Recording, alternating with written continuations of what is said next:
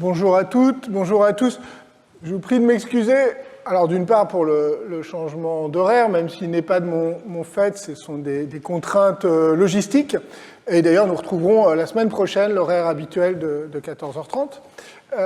Mais aussi parce que je vais commencer cette séance sur une note un peu mélancolique, parce que je voudrais évoquer deux personnalités intellectuelles exceptionnelles qui nous ont quittés depuis la semaine dernière. Et deux personnalités qui ont profondément marqué mon travail de façon différente, mais importante. La première disparition est celle de Jacques Revel, qui était un très grand historien d'une exigence intellectuelle extrême. J'ai eu la chance de bénéficier de son enseignement, mais aussi de son amitié. Et c'est donc, si vous le permettez, avec beaucoup d'émotion que je voudrais saluer sa mémoire aujourd'hui. Secrétaire des Annales dans la deuxième moitié des années 1970, plus tard directeur de l'école des hautes études, président de l'école des hautes études en sciences sociales, auteur de plusieurs articles marquants et d'ouvrages collectifs. Jacques Revel, on peut le dire, a été pendant un demi-siècle une vigie historiographique, accompagnant toutes les évolutions de la discipline, attentif à ses liens avec les autres sciences sociales et avec les grands courants de la recherche internationale, de la microstoria italienne au linguistic turn américain, toujours soucieux d'interroger de façon critique la réflexivité de l'historien et de l'historienne par rapport à leurs objets, leurs méthodes et leurs outils narratifs. Sa grande leçon était qu'il ne faut jamais se presser de simplifier, de généraliser, de courir au résultat, mais qu'il faut au contraire toujours expérimenter, explorer, être sensible à la complexité des processus historiques et à l'enchevêtrement des temporalités. Pourquoi faire simple quand on peut faire compliqué, disait-il avec humour. Et derrière cette boutade, il y avait un sens profond de la fragilité du savoir historien et des leçons incertaines qu'on peut en tirer. Jacques Revel croyait intensément à la discussion scientifique, à l'échange intellectuel, mais il refusait toute emphase, tout pathos, et surtout toute mise en scène de soi. D'où une œuvre à la fois rigoureuse, laconique, collective et économe de ses effets. Au fond, il était sans doute l'historien le moins charlatan que j'ai eu l'occasion de rencontrer et d'admirer. Tout cela faisait de Jacques Revel un guide incontournable pour celles et ceux qui réfléchissent à la façon d'écrire l'histoire, à la manière d'articuler les questionnements, les sources et les récits, sans modèle préalable, sans simplification excessive, sans conclusion tonitruante, avec simplement le souci d'ajuster l'analyse à la complexité du réel plutôt qu'aux attentes des lecteurs. Ce qui lui a permis d'exercer un magistère informel mais puissant, celle du lecteur redoutable et toujours perspicace qu'il était. Alors on oublie parfois que Jacques Revel, et on l'oublie notamment dans certains hommages, que Jacques Revel n'a pas seulement été un théoricien inquiet des possibilités et des limites du savoir historiographique, il a aussi été un historien du XVIIIe siècle, auquel il a consacré plusieurs études importantes, notamment, parmi d'autres, Logique de la foule, alors ça c'était, je vais oublier de vous le montrer tout à l'heure, mais c'est pas grave, Logique de la foule, écrit avec Arlette Farge, publié en 1988, qui analysait avec brio les émeutes parisiennes de mai 1750 contre les enlèvements d'enfants par la police. Le livre montrait à la fois la fécondité d'une analyse de l'événement au plus près des archives policières et d'une étude des paroles populaires ouvrant sur des rumeurs inattendues, comme celle qui accusait le roi, malade de la lèpre, de prendre des bains de sang pour se soigner. Voilà le type de rumeurs qui circulaient à Paris en 1750. Et je voudrais aujourd'hui évoquer un autre texte moins connu, un article publié en 1992 sous le titre « L'envers des Lumières, les intellectuels et la culture populaire en France au XVIIIe siècle », publié en 2006 dans un recueil d'articles de Jacques Revel, « Un parcours critique », sous un titre un peu différent. Alors c'est un article, comme il les écrivait, à la fois bref et dense, qui s'inscrit dans la continuité de la critique que Jacques Revel, avec Michel de Certeau, a menée de la notion de culture populaire comme catégorie historiographique. Dans d'autres textes, il en avait déconstruit les fausses évidences et les facilités méthodologiques. Ici, il en esquisse une généalogie à l'époque moderne et il met en évidence plusieurs évolutions. Dans un premier temps, de la deuxième moitié du XVIIe siècle jusqu'au milieu du XVIIIe siècle, il montre que des médecins, théologiens, administrateurs ont cherché à dresser l'inventaire de croyances irrationnelles qu'il s'agissait de dénoncer comme des écarts à la norme, à travers une expertise savante. Le populaire renvoyait moins alors à une caractérisation sociale qu'à cet écart même à la norme. Il désignait donc tout ce qui était local, incongru, surprenant, inexplicable. Le mot-clé de cette mise en forme, de ce premier moment rationaliste, si vous voulez, encore largement inspiré par la théologie, c'était le mot superstition, comme dans le fameux traité des superstitions de Jean-Baptiste Thiers. Puis, vers le milieu du XVIIIe siècle, la désignation de populaire se généralise. Je veux dire en cela qu'elle devient à la fois plus courante et plus générale.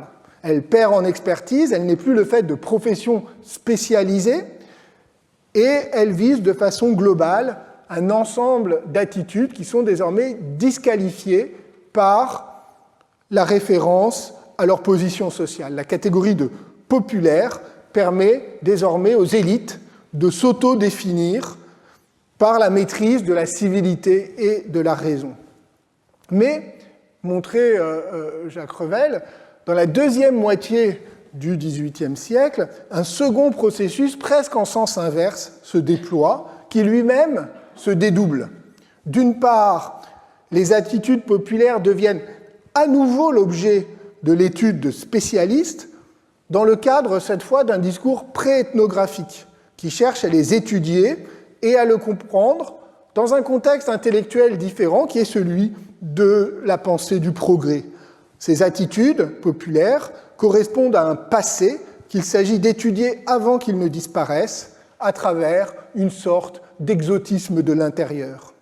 Ces attitudes ne sont plus perçues comme des superstitions, mais comme des traditions. Et parallèlement, surtout avec la Révolution, le peuple, le populaire, se charge d'une nouvelle légitimité. Il désigne aussi un acteur politique, celui de la souveraineté nationale. Et donc il ne désigne pas seulement en tout cas le passé, mais aussi l'avenir. Et c'est cette tension qui est profondément productive. Le populaire est à la fois le principe légitimant du projet politique national, le peuple, et le nom de la résistance au progrès. Il appelle donc à la fois l'efficacité rationaliste des administrateurs éclairés et l'effort pédagogique des philosophes. Alors, vous comprenez bien évidemment pourquoi aujourd'hui, dans ce cours, j'évoque un peu longuement, mais en fait il faudrait l'évoquer, déplier encore plus longuement ces analyses, mais pourquoi j'évoque aujourd'hui cet article important et subtil. C'est que la question du rapport ambivalent des intellectuels et des savants aux croyances populaires, qui hésitent entre justement expertise savante, disqualification sociale de croyances jugées irrationnelles et valorisation politique d'un acteur nouveau, eh bien, ce rapport ambivalent, donc, aux croyances et aux pratiques populaires, est un des thèmes que nous ne cessons de rencontrer dans notre enquête sur les charlatans, ressaisie à travers la critique de la crédulité et de la légitimité des publics. Jacques Revel est mort vendredi dernier, le 13 mars 2026. Le lendemain, nous apprenions la mort de Jürgen Habermas à 96 ans. Un âge respectable. Je ne l'ai jamais rencontré, à la différence de Jacques Revel, je ne l'ai jamais rencontré personnellement, je parle d'Habermas, mais son œuvre, beaucoup d'entre vous le savent, est une sorte de référence incontournable de mon travail depuis ma thèse. En particulier, bien sûr, son grand livre sur l'espace public, qui a profondément marqué les études 18e et que je ne cesse de questionner sans pouvoir véritablement m'en détacher complètement, mais aussi ses travaux sur les Lumières comme programme inachevé de la modernité, ou encore ses réflexions critiques sur le rôle de la philosophie et des sciences sociales dans la cité. Alors, je vais beaucoup moins m'attarder ici, d'une part parce que vous lirez, et vous avez lu partout, de longues nécrologies d'Habermas, qui était un géant de la philosophie du XXe siècle et un intellectuel européen majeur, d'autre part parce que j'ai déjà commenté ici, et j'aurai l'occasion de le faire à nouveau, ses thèses sur l'espace public, les critiques qu'on peut lui adresser, la fécondité indiscutable d'une intuition fondamentale, celle qui associe les Lumières, la modernité et l'impératif de soumettre la discussion intellectuelle et politique à des contraintes de rationalité et de publicité. Jürgen Habermas n'a jamais cédé ni sur son engagement démocratique, ni sur son attachement à l'Europe.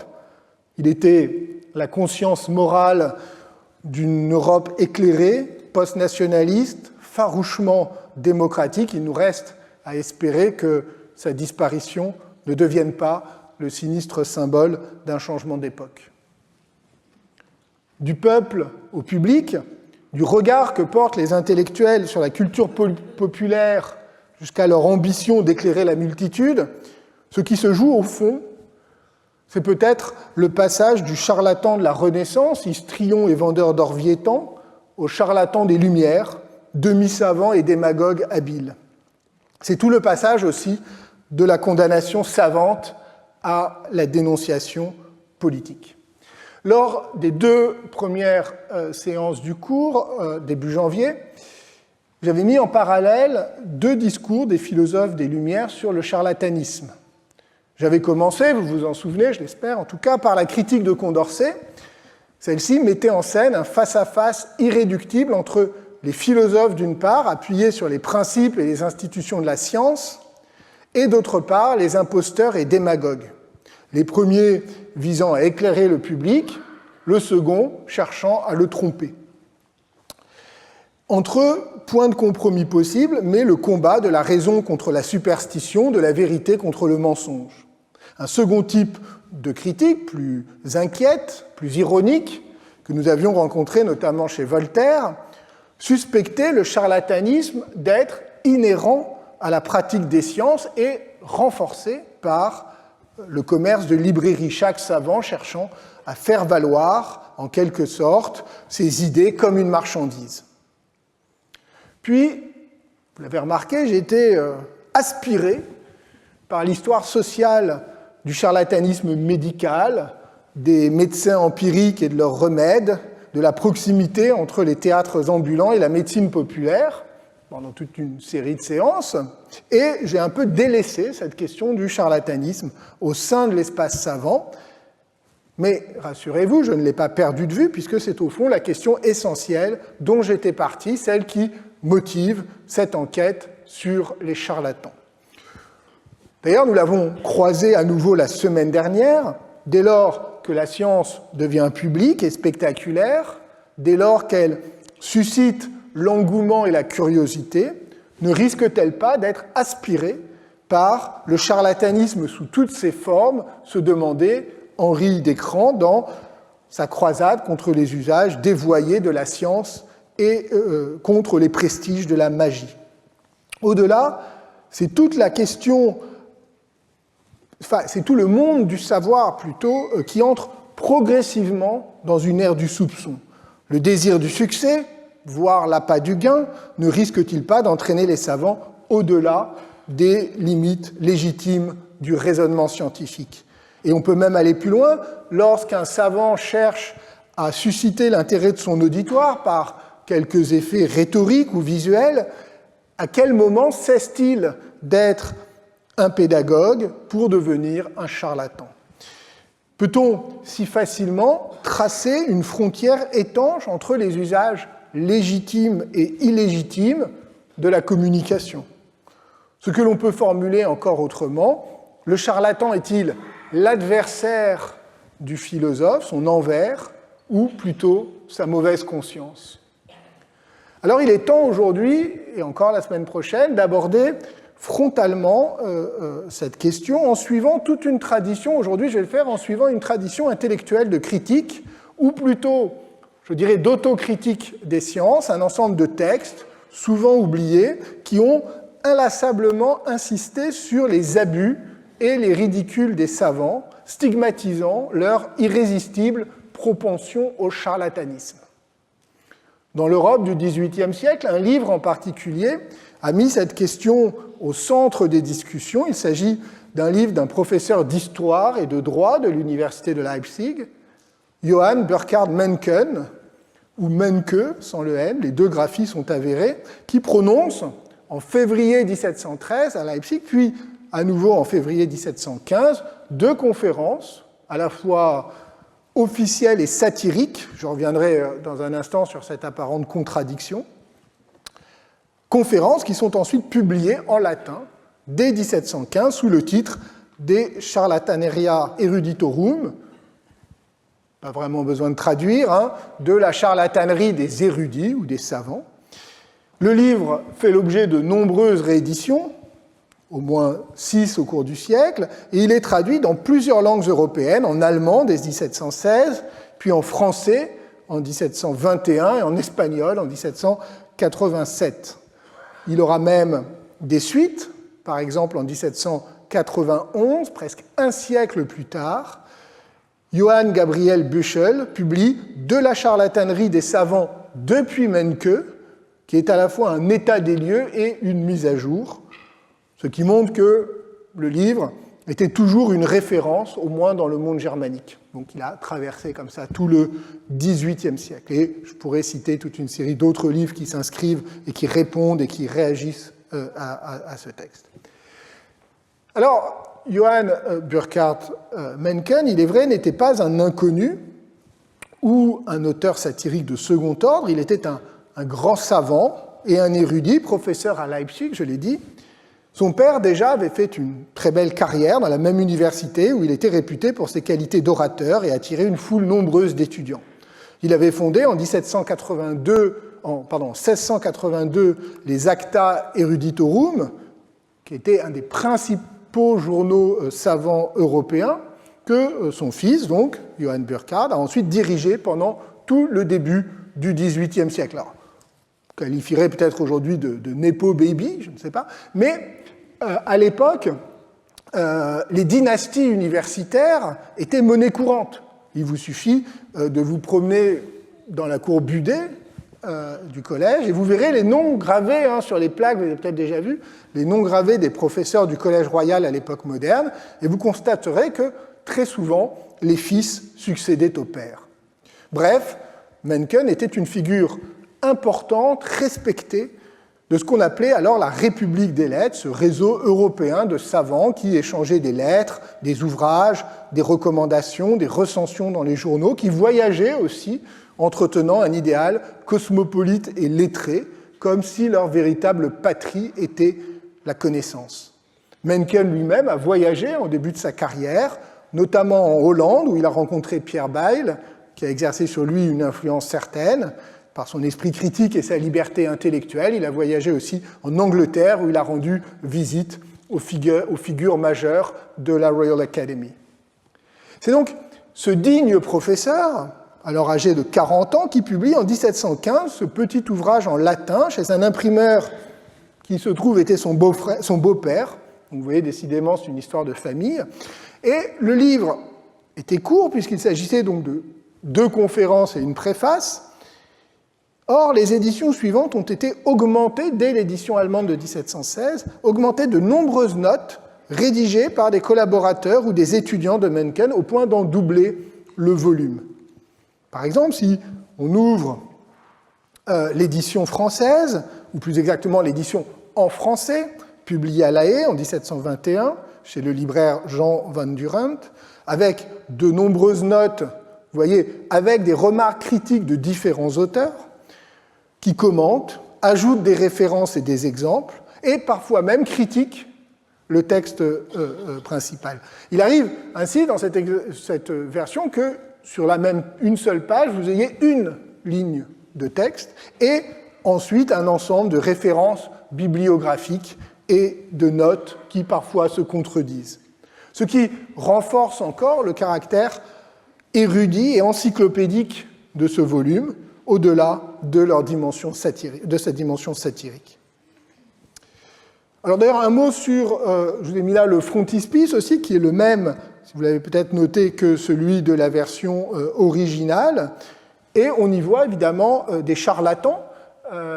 Ici, dans le théâtre de la foire, vous voyez le public, vous voyez les charlatans, vous voyez sur la droite, enfin la gauche, des acrobates sur scène, et puis l'assistante qui montre une boîte avec des médecines, des médicaments, des remèdes.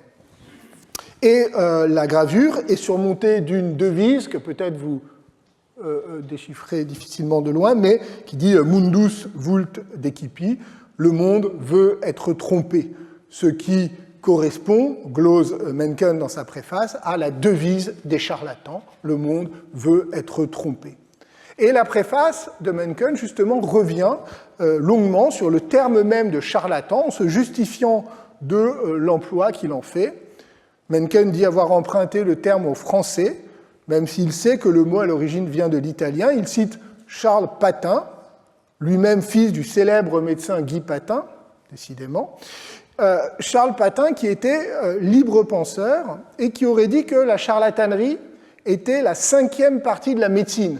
Et il disait, et c'est même la plus importante de toutes. Mais, explique Mencken, la charlatanerie, ça ne désigne pas, en tout cas dans l'esprit, dans l'emploi qu'il en fait, ça ne désigne pas l'usage illégal, frauduleux de la médecine ou de la science, une pratique illicite menée par des gens sans qualité, des histrions, des vagabonds, des fripons, mais plutôt, et c'est très différent, un ensemble de petites fraudes, de pratiques douteuses pour faire parler de soi, d'entourloupes, plus ou moins acceptées, mais largement répandues, dit-il, au sein du monde universitaire. Alors bien sûr, la médecine est particulièrement concernée. La charlatanerie est tellement commune, dit Mencken, qu'il est difficile de distinguer le charlatan du vrai médecin. Mais, et c'est là le point important, aucune discipline n'est à l'abri. Et c'est ce qu'on s'emploie à démontrer longuement les deux conférences. La première est sans doute pour nous la plus intéressante, puisqu'elle dresse la liste des principaux traits qui caractérisent le charlatanisme littéraire. On y trouve des formes ouvertes de tromperie, comme celle qui consiste à s'attribuer les idées ou le texte des autres, ce qu'on appelle le plagiat, mais aussi, et c'est peut-être plus intéressant, des pratiques qui se situent à la frontière du licite et de l'illicite, qui visent à tromper ou à persuader par des moyens douteux, ce que d'autres auteurs à la même époque proposent de nommer aussi le machiavélisme littéraire. C'est le titre du livre que Michael Lilienthal, un autre savant allemand, avait publié juste 2 ans auparavant. Machiavélisme littéraire, charlatanerie des savants, ce sont des synonymes pour désigner un désir immodéré de réputation qui passe avant le souci de la vérité. Mencken s'en inspire de Lilienthal pour détailler les différentes stratégies utilisées par les savants, par exemple le fait de prononcer son propre éloge, de mettre en valeur ses ouvrages, de flatter les puissants pour obtenir des positions, ou encore de publier inlassablement de façon à être toujours au cœur de l'attention publique. Voilà des formes de machiavélisme littéraire ou de charlatanerie savante. Et ici, je ne résiste pas à citer Mencken. Excusez-moi. Voilà. Disons, je cite Mencken, disons un mot de ces auteurs qui mettent toute leur gloire à ne point laisser passer d'années, pas même de mois, sans donner au public quelque chose de nouveau. Esprit fécond, génies intarissables, la presse semble ne rouler que pour eux, mais quel crève-cœur, quel bouillon de bile ne sentent-ils pas lorsque ces productions chéries ne se trouvent point placées dans les journaux littéraires ou qu'elles n'y tiennent pas un rang assez honorable. Alors, le portrait est amusant, il touche juste, on croirait qu'il a été écrit hier matin, mais en quoi ce mélange, je dirais, d'incontinence éditoriale et de susceptibilité octoriale, en quoi relève-t-il de la charlatanerie ? L'auteur qui publie sans cesse, qui veut que ses ouvrages soient largement salués, on pourrait dire qu'il manque de modestie, de pudeur, de discrétion, tout ce que l'on voudra, mais il ne trompe personne. Pourquoi l'appeler charlatan ? Eh bien, c'est que la recherche de la notoriété personnelle, cette façon de vouloir monopoliser l'attention publique, rappelle précisément, dit Mencken, les usages des charlatans, et notamment leur goût immodéré pour l'autopromotion. Un véritable savant ne devrait jamais avoir besoin de fanfaronner. Celui qui le fait prend le risque de passer pour un charlatan.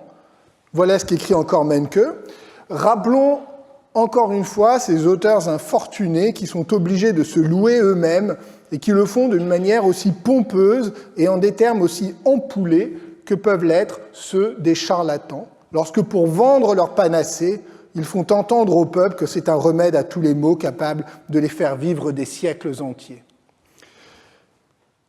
Il évoque de même un travers répandu aussi bien chez les charlatans que chez les universitaires, qui tombent, dit-il, sous le coup du procès en charlatanerie, c'est l'utilisation de titres académiques pompeux, semblables aux déclarations hyperboliques des charlatans. Voici le texte, c'est un peu long, on va le lire. Ce que les charlatans ont accoutumé de faire sur leur théâtre et dans les places publiques, c'est cela même qu'on voit pratiquer dans la République des lettres par la plupart des savants, pas par quelques-uns, par la plupart des savants. Ceux-là, les charlatans, étalent pompeusement leurs privilèges, leurs lettres patentes, les certificats des cures miraculeuses qu'ils ont faites.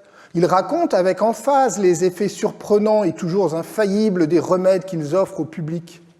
Et ceux-ci, toujours affamés de gloire et de réputation, briguent, inventent, s'arrogent de nouveaux titres d'honneur. En Espagne, vous n'entendez résonner à vos oreilles que les noms fastueux d'archi-cosmographes, d'archi-historiographes, d'archi-mathématiciens. Et ce qu'il y a de plus singulier, c'est que ces bonnes gens s'imaginent que le roi, en leur accordant ces titres, leur a en même temps donné un droit de souveraineté dans toute l'étendue des sciences qu'ils professent, et sont en effet regardés de même par le vulgaire ignorant. L'Italie fourmille d'académies bien moins célèbres par leurs ouvrages que par les noms mystérieux, bizarres et ridicules qu'elles se font gloire de porter. Alors, on voit bien pourquoi cet usage qui peut paraître relever simplement d'une vanité un peu ridicule, le fait de se donner des titres prestigieux, apparaît ici comme une forme de charlatanerie comparable aux fanfaronnades des empiriques.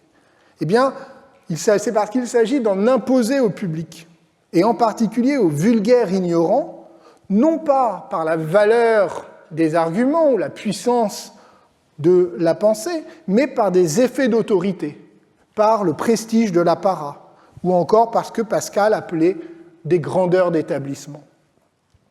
Bon, vous remarquerez au passage que le dédain des Allemands à l'égard de l'Europe du Sud est assez ancien, mais l'essentiel est ailleurs.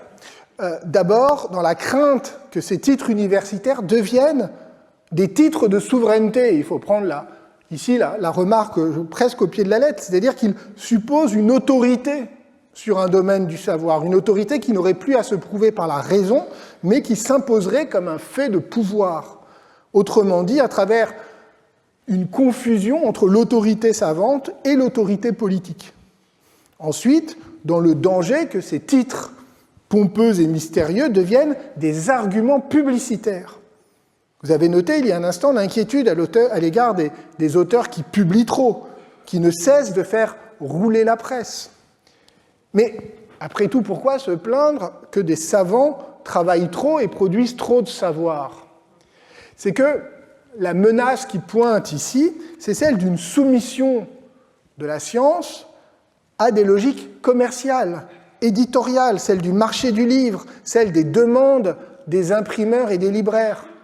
C'est un point sur lequel Marianne Fussell a insisté très justement dans 2 articles consacrés à Mencken. Il montre que celui-ci s'inquiétait de la célébrité que pouvaient acquérir certains savants sur le marché littéraire, mais aussi de la façon dont les libraires, par leurs propres initiatives commerciales, pouvaient fausser la diffusion de la science. Et il n'était pas le seul, c'est un thème qui revient à plusieurs reprises dans les années suivantes. Par exemple, en 1732, un pamphlet anonyme, publié toujours à Leipzig sous le nom de la charlatanerie des libraires, s'en prend à un libraire-imprimeur accusé de publier de nombreuses encyclopédies pour répondre à la demande du public sans trop se préoccuper de leur qualité scientifique.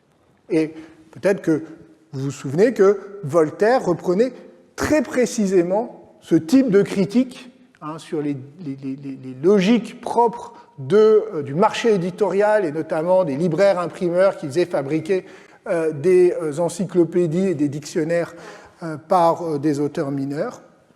Il les reprenait dans ses questions sur l'encyclopédie, article charlatanisme.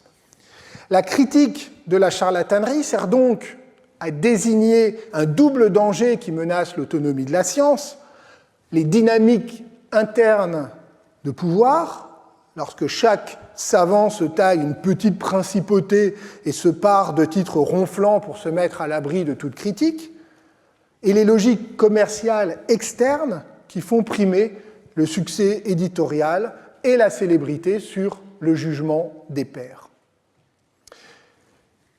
Alors, vous voyez peut-être qu'au fond, le traité de Mencken réunit 2 sortes de critiques.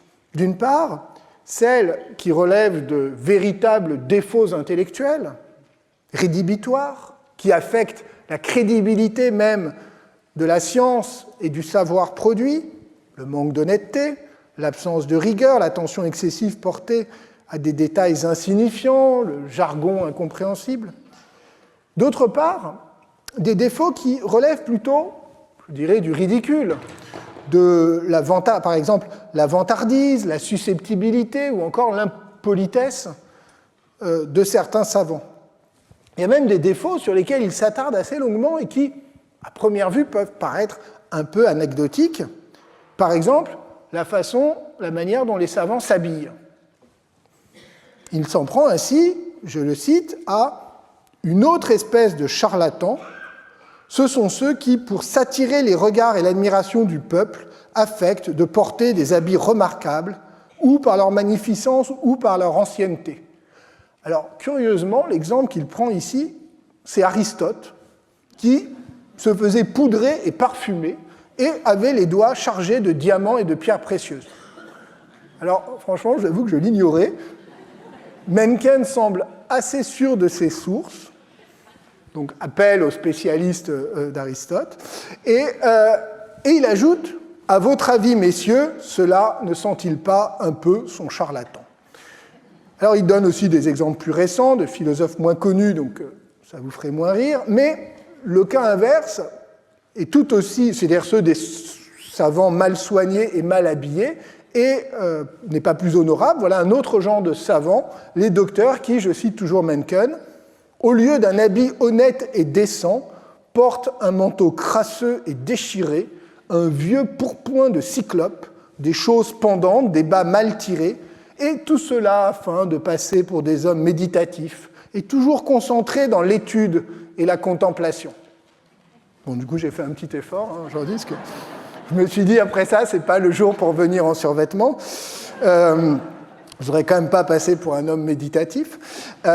Bref, on voit bien que dans les 2 cas, que ces bizarreries vestimentaires relèvent pour Mencken de la charlatanerie parce qu'elles sont excessives, parce qu'elles manquent de modération, mais surtout, et c'est le plus important, parce qu'elles visent à attirer l'attention sur la personne même du savant plutôt que sur son œuvre, et donc à tromper le public par une ostentation de richesse ou, à l'inverse, de vertu.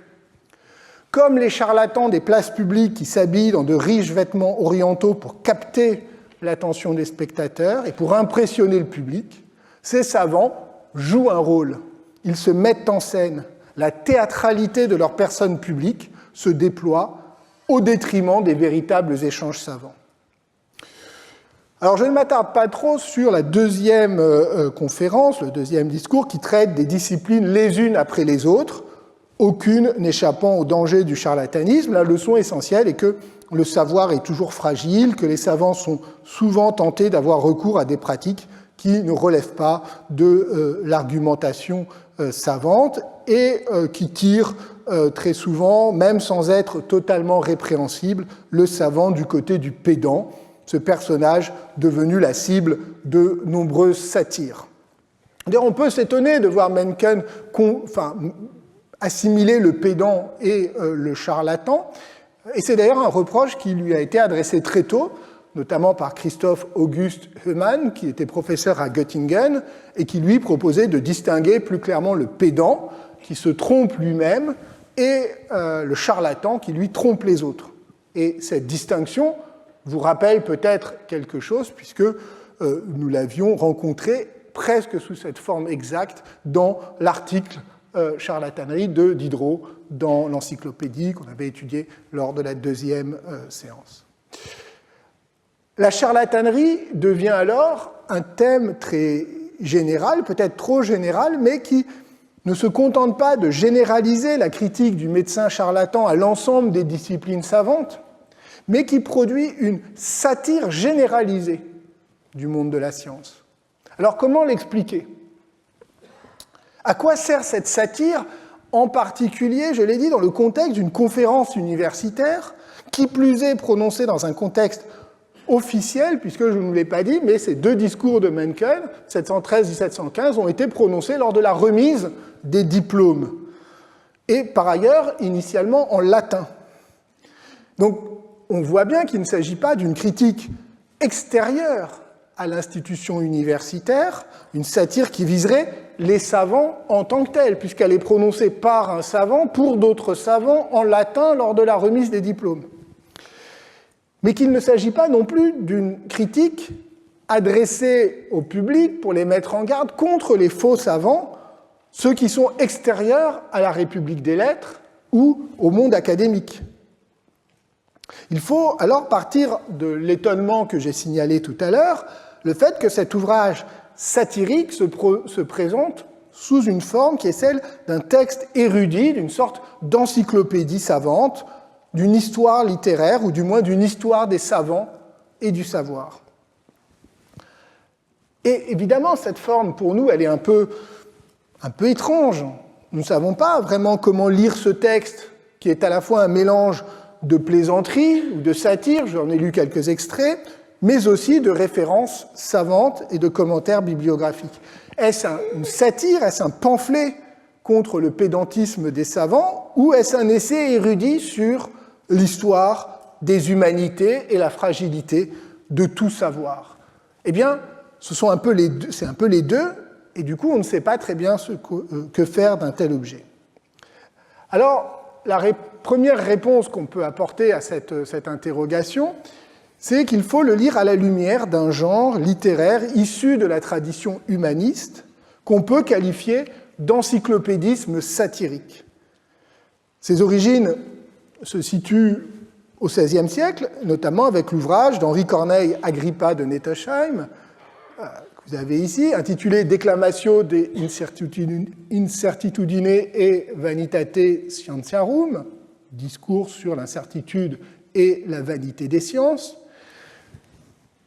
Comme le fera Mencken, qui cite d'ailleurs Agrippa comme une de ses principales références, eh bien, celui-ci passe en revue toutes les grandes disciplines du savoir pour montrer leur fragilité épistémologique, les contradictions, les aberrations parfois défendues par des savants. C'est un texte qui est assez difficile à interpréter, qui fait écho à l'éloge de la folie d'Erasme, et dont on ne sait pas trop s'il vise à affaiblir les prétentions de la raison et de la science, ou au contraire à amuser les érudits en mettant en évidence la puissance à la fois savante et comique de l'esprit critique. Entre satire et autodérision, la frontière est parfois ténue. Cette contre-encyclopédie, selon l'expression de Nicolas Coréard, cette contre-encyclopédie a suscité de nombreuses imitations ou réponses au XVIIe et au XVIe et au XVIIe siècle, et encore au XVIIIe siècle, qui posent la question d'un usage satirique de l'érudition, non pas tant contre l'érudition elle-même, mais plutôt contre toute forme de dogmatisme et d'esprit de sérieux. C'est une tradition qui n'est pas du tout morte au XVIIIe siècle, comme le montre le cas de Mencken. Et on en trouve aussi des échos, par exemple, en Angleterre, exactement au même moment, sur un mode encore plus facétieux, lorsque Jonathan Swift, John Arbuthnot et quelques-uns de leurs amis inventent le personnage de Martinus Scriblerus, fondent le Scriblerus Club et publient les mémoires évidemment fictives de Scriblerus, où le pédantisme satisfait de ce personnage est épinglé avec humour.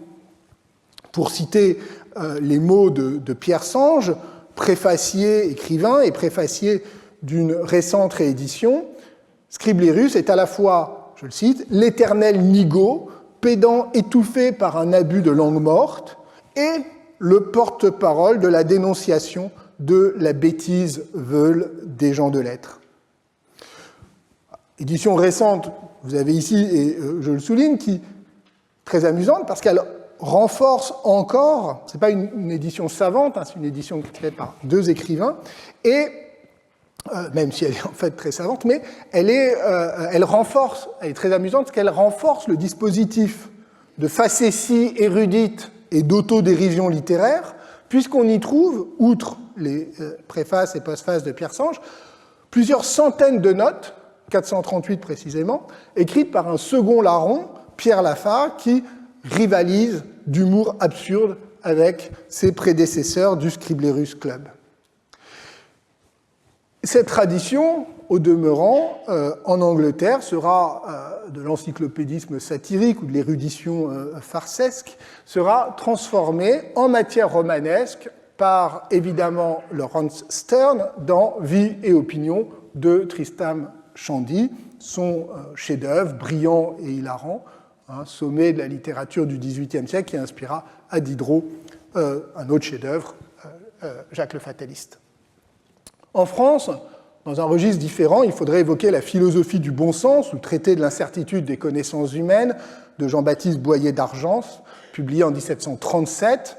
À la différence du livre de Mencken, la philosophie du bon sens ne s'adresse pas aux savants, il s'agit d'une œuvre de vulgarisation encyclopédique, mais aussi d'une défense par le rire contre les prétentions excessives des érudits, donc au fond une façon de venger les honnêtes gens, désireux de s'instruire sans subir le mépris hautain de certains savants. En héritant de toute cette tradition humaniste de l'encyclopédisme satirique, en l'utilisant pour railler la charlatanerie des savants, ces auteurs pratiquent ce qu'on pourrait appeler au fond une sorte d'hygiène du savoir par l'autodérision. Leur critique du charlatanisme n'a rien de dogmatique. Elle ne proclame pas la supériorité du savoir universitaire sur les faux savants et les imposteurs. Tout au contraire, elle se moque de celles et ceux qui, avec toutes les apparences du savoir, se fourvoient, prennent de grands airs et cherchent à en imposer au public. Toutefois, l'ouvrage de Mencken ne se limite pas à cette ironie salvatrice. Si son livre a eu une telle influence, c'est qu'il participe pleinement d'un second courant éditorial, celui des vices du savoir. Par cette expression, on désigne une multitude de titres publiés en particulier dans les 20 premières années du XVIIIe siècle, tout particulièrement en Allemagne, qui visaient à décrire et à dénoncer des défauts propres à la vie intellectuelle.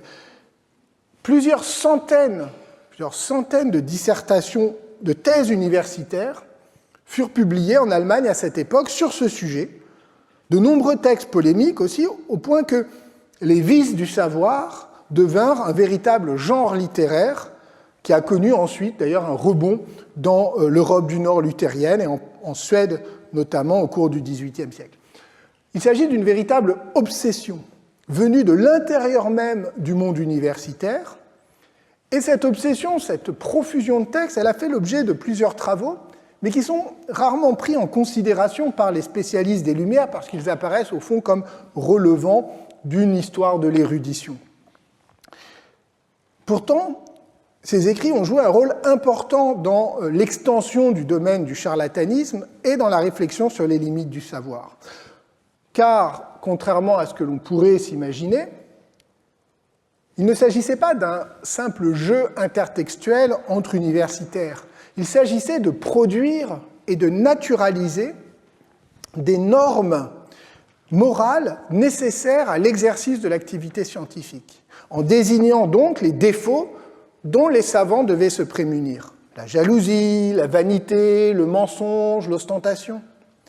Et donc il s'agissait d'affirmer fortement que le savoir et la morale avaient partie liée, qu'ils étaient même indissociables. Pour l'historienne finlandaise Sari Kivisto, qui en fait, a écrit l'ouvrage le plus complet et récent sur le sujet, eh bien, le succès de ces écrits était lié à une transformation importante du monde universitaire et de la République des lettres au début du XVIIIe siècle. L'érudition pure, issue de l'humanisme, était de plus en plus critiquée au nom de la science expérimentale. Le dogmatisme, la scolastique, la référence aux autorités classiques, eh bien, étaient battus en brèche par l'essor de l'esprit critique. Cette profonde évolution qui marque, vous le savez bien, le passage de la République des lettres classiques au monde intellectuel des Lumières, elle est bien connue en France. On l'associe, on l'identifie à des figures comme Fontenelle ou Bayle, et on a voulu y voir souvent l'impact plus ou moins souterrain du spinozisme ou des républicains ou des penseurs radicaux venus du déisme et du républicanisme anglais ou hollandais. Ou alors, autre possibilité, on insiste sur l'importance des dynamiques mondaines qui poussaient savants et philosophes à s'adresser prioritairement aux gens du monde ou aux dames de la bonne société. Mais ce bouleversement a aussi frappé le vaste réseau universitaire allemand et européen, et il a pris la forme d'une réflexion critique sur l'histoire de l'érudition. Ce qu'on appelait à l'époque l'histoire littéraire, et ce qu'on appellerait aujourd'hui peut-être l'histoire des sciences. Et c'est notamment ce qu'a montré Martin Gierl dans son grand livre sur le piétisme et le début des Lumières allemandes. À la fin du XVIIe siècle, le luthérianisme allemand a été profondément traversé et transformé par le mouvement piétiste, qui a notamment exercé une grande influence dans les milieux savants. Il a encouragé la pratique de l'histoire littéraire qui permettait de rompre avec les effets dogmatiques de la soumission à la tradition pour aborder de façon critique, on dirait aujourd'hui de façon réflexive, l'histoire de chaque branche du savoir. Il a aussi beaucoup contribué à imposer de nouveaux idéaux de civilité et de politesse dans les relations entre savants, idéaux qui n'étaient pas spécifiques à l'Allemagne et qui se sont développés dans toute la République des lettres européenne à cette époque, comme l'a bien montré Anne Goldgar dans Impolite Learning, mais des idéaux qui, en Allemagne luthérienne, ont pris une forme spécifique liée justement à ces nouveaux idéaux religieux. Au final, pour Martin Gierl, le piétisme, et tout particulièrement la pratique de l'histoire littéraire, ont été une étape décisive du passage d'un monde post-humaniste, marqué par les références scolastiques et le poids de la théologie, vers le nouvel espace savant des Lumières, toujours adossé aux universités. C'est un point toujours à retenir, c'est une des grandes différences, par exemple, entre la France et l'Allemagne dans la vie intellectuelle des Lumières, où l'université en Allemagne joue un rôle absolument considérable. Donc toujours adossé aux universités, mais désormais tourné vers l'espace public éclairé. De ce point de vue, on comprend que tout le débat sur les vices du savoir ou les vices littéraires a contribué à laïciser des débats moraux sur les vertus et les vices qui, après avoir été longtemps l'apanage de l'Église et de la théologie, ne disparaissent pas au XVIIIe siècle, mais sont réinventés comme des normes du comportement savant. La critique de la charlatanerie, en ce sens, ne vise pas tant à dénoncer les adversaires de la science qu'à distinguer parmi les savants ceux qui se conforment à ces nouvelles normes morales et pratiques du savoir et ceux qui s'en éloignent. Dès lors, ces débats sur les vices du savoir et sur la charlatanerie des savants doivent se comprendre comme une étape décisive dans l'élaboration d'une économie morale des sciences modernes. La notion d'économie morale appliquée aux sciences a été élaborée par Lorraine Daston dans un article de 1980, très grande historienne des sciences, dans un article de 1995 qui a fait date et que vous pouvez lire en français dans un petit ouvrage avec un excellent commentaire de Stéphane Van Damme. Donc l'économie des sciences modernes, jugement, émotion et valeurs à la découverte. Ce que désigne Daston avec cette expression, c'est le fait que les systèmes épistémologiques qui garantissent la vérité scientifique, l'objectivité, la quantification, l'empirisme, sont adossés à des systèmes de valeurs, à des normes collectives et même à des affects, que sont le désintérêt, la curiosité, la rigueur, la prudence, etc. Et surtout que ces valeurs varient historiquement. Elles sont des normes, au sens où elles ne sont pas des traits psychologiques individuels, mais plutôt des règles qui s'imposent à une collectivité savante et correspondent à des conceptions localisées de la science. Cette réflexion s'inscrit dans un courant d'histoire des sciences qu'on appelle parfois l'épistémologie historique, qui insiste sur le fait que les principes épistémologiques ont une histoire. Par exemple, la curiosité. Est-ce que c'est bien ou pas d'être curieux pour un savant ? Eh bien, très longtemps, la curiosité a été critiquée, puissamment critiquée par l'Église tout au long du Moyen-Âge. Puis ensuite, au début de l'époque moderne, elle a au contraire été valorisée comme un désir de connaissance, puis à nouveau critiquée au XVIIIe siècle comme une pulsion désordonnée, si bien que aujourd'hui, on peut dire que le statut de la curiosité reste ambigu, parfois présenté comme une vertu, et au contraire, parfois comme une incapacité à accéder à des questionnements plus généraux, peut-être plus généreux. De cette variabilité historique, des normes épistémologiques adossées à des économies morales, Lorraine Daston a donné plus tard, avec Peter Gallison, une démonstration exemplaire dans leur grand livre sur l'objectivité, qui est traduit en français, que je vous recommande vivement. Mais aujourd'hui, ce qui m'intéresse, vous l'avez compris, c'est que la critique des vices savants et donc la dénonciation de la charlatanerie s'inscrivent précisément dans ce contexte. En dépit du caractère apparemment anecdotique de toute cette littérature, elle a joué un rôle très important pour imposer l'idée que le statut de vérité des résultats scientifiques, et donc leur autorité, est indissociable d'un ensemble de normes de comportement qui sont à la fois liées à la pratique scientifique elle-même, la rigueur, l'originalité, l'exactitude, et parfois à des attitudes interpersonnelles, la politesse, la modestie, le respect des collègues. C'est pourquoi les savants de l'époque moderne ont tellement cherché à produire des incarnations, négatives ou positives, de la science. L'historien de la science ou de la philosophie, les frontières à l'époque moderne ne sont pas totalement tracées. L'historien de la philosophie Ian Hunter, par exemple, a insisté sur la notion de persona philosophique, caractérisée par des normes à la fois cognitives et éthiques, des façons d'étudier, des façons de se comporter, des façons de se rapporter à la vérité.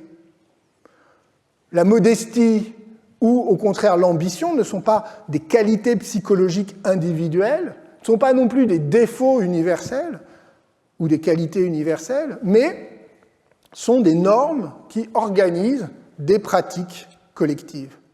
Ces personnées sont historiquement situées, elles offrent des ressources pour construire des styles intellectuels qui varient selon les périodes et les collectivités savantes, mais elles sont aussi des modèles auxquels il faut se conformer.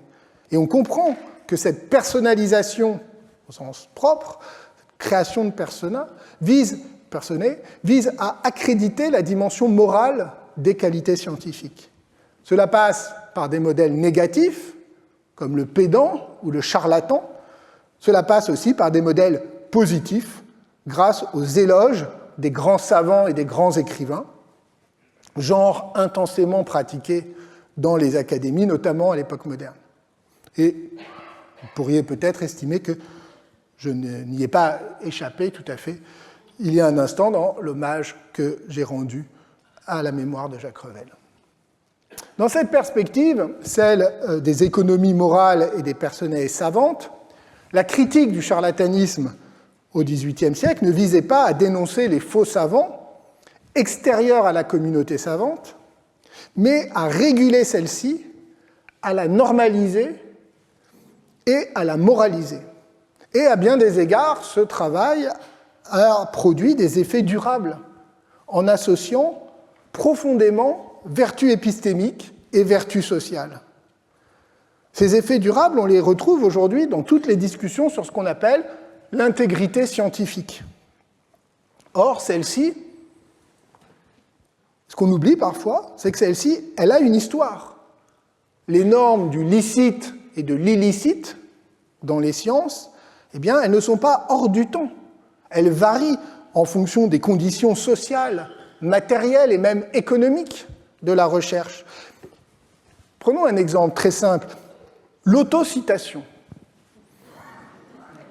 Est-ce que c'est une façon légitime de se référer à ses propres travaux ou une façon illicite de faire monter son index de citation, le fameux H-index, tellement important aujourd'hui dans les évaluations? Et citer ses amis, bonne ou mauvaise pratique?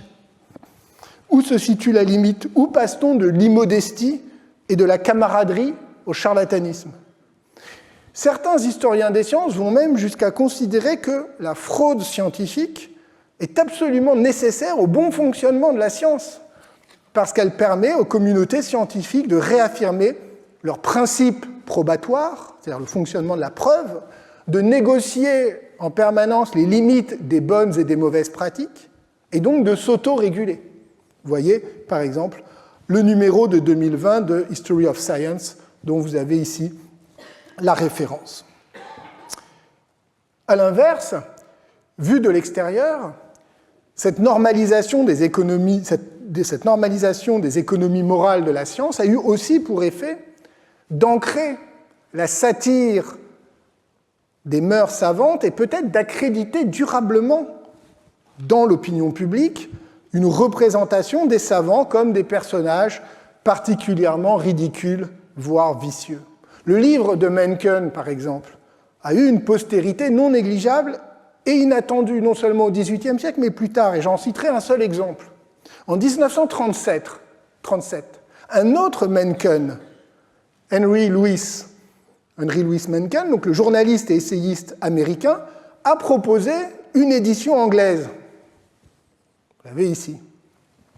Alors, vous allez me dire, coïncidence onomastique? Pas du tout. En fait, Henry Louis Mencken était le descendant du savant allemand. Je vous ai dit, on ne sort pas des histoires de famille aujourd'hui. Alors, pas directement, en fait, il était un descendant d'un de ses cousins, mais c'était la même famille. Et Henry Louis Mencken, qui, vous le savez peut-être, était un essayiste et journaliste conservateur, élitiste, profondément antidémocratique, volontiers sarcastique, eh bien, il s'était réjoui, dit-il, de découvrir, sous la plume d'un ancêtre portant son nom, une satire des mœurs universitaires qui renvoyait avec autant d'à-propos à ses propres critiques à l'égard des intellectuels de son temps. Alors, décidément, vous devez avoir l'impression que je digresse beaucoup cette année. Au lieu d'avancer droit devant moi, sans trénailler depuis les charlatans des Lumières jusqu'aux charlatans contemporains, comme je l'avais annoncé, eh bien, j'ai fait d'abord un détour par la Grèce antique. Je me suis entiché de Tabarin et de ses farces. Je me suis lancé dans l'étude improbable des privilèges royaux et des archives de la Société royale de médecine. J'ai commenté un obscur roman oublié des années 1780 et voilà que je suis reparti en arrière pour parler de l'encyclopédisme satirique et des vices du savoir dans les universités allemandes du début du XVIIIe siècle. Alors, je vous prie de m'excuser pour ce voyage un peu erratique. Il faut croire que j'ai adopté comme méthode la poétique de l'histoire proposée avec ironie par Laurence Sterne dans un passage du Tristram Shandy que Jacques Revel aimait beaucoup citer. Car oui, tout se tient, comme dirait Patrick Boucheron, c'en est presque effrayant.